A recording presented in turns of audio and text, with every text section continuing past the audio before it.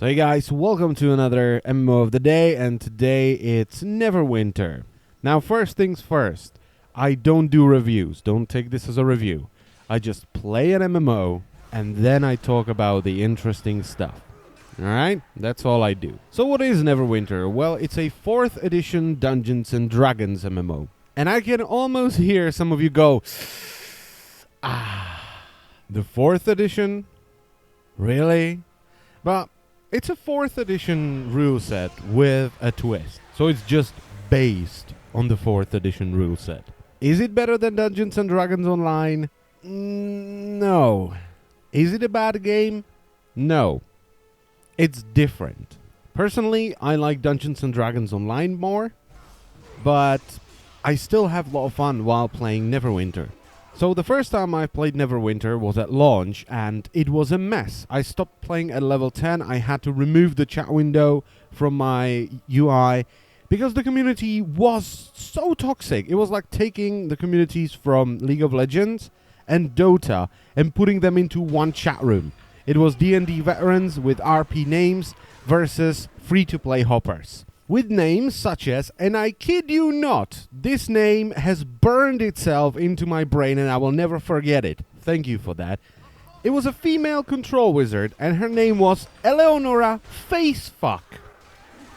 Eleonora Facefuck was the name of the character. Because apparently, profanity filter is a thing we know about but we don't really understand. Eleonora fucking Facefuck. Another huge issue was optimization. There wasn't any. The game ran like ass, even though it's an instance-based MMO, so everything is instanced. You don't need huge maps with LOD textures or with fog to hide the shitty draw distance. It's instanced. So there was no reason for the game to run like ass, but it did. Now, fortunately, players like Eleonora Facefuck burned themselves out because they just hop from free-to-play to free-to-play, and they don't stay for very long. So nowadays, it's mostly occupied by D&D veterans or people who just find the game appealing, and the chat is better. I wouldn't say good. I would say better. And optimization is very good right now. It runs buttery smooth. The character customization for a D&D game, it's pretty lackluster. For an MMO, though, it's really good. And the cash shop, well, it's the Guild Wars 2 style of cash shop where you can buy stuff with the cash shop currency, and with that stuff you can buy better items. But you can obtain almost everything, if not everything, by just playing the game. It just takes longer. So I wouldn't call it pay to win, but I would call it pay to save a hell of a lot of time. Now, the combat is pretty much the polar opposite of what Guild Wars 2 did.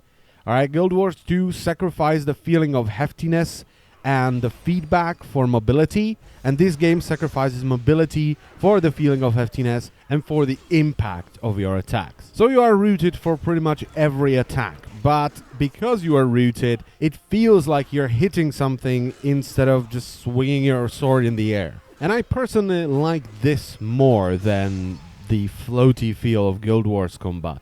But then again, each to their own. You might not like it. Now, since this is a Dungeons and Dragons game, you're gonna be going through a hell of a lot of dungeons, alright? It's a dungeon crawler. Now, before I talk more about dungeons and the foundry system, which I find the most interesting, I want to talk about sound.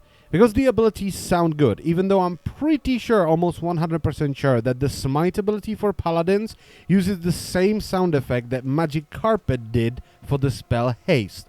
I am almost 100% sure. I kind of have a problem with voice acting in this game. Because some voice acting is good, borderline excellent, some is alright, and some is downright ridiculous. It's inconsistent as hell. In one quest, you might come up to an NPC and he will talk to you like this. Hello there, fellow adventurer. I want you to go to this very spooky forest because I think my friend forgot his potion. So you go to that forest, you talk to his friend, and he goes, "Hell, bloody hell! I forgot my potion! Thank you for bringing me the potion, mate!" And I can't help it but to just burst out laughing. Even if I'm interested in the quest, as soon as NPC go, "Well, hell, mate, I think I forgot my potion," I just burst out laughing and I stopped caring about everything because the voice acting is ridiculous. And my problem with it is that it hurts the quests for me.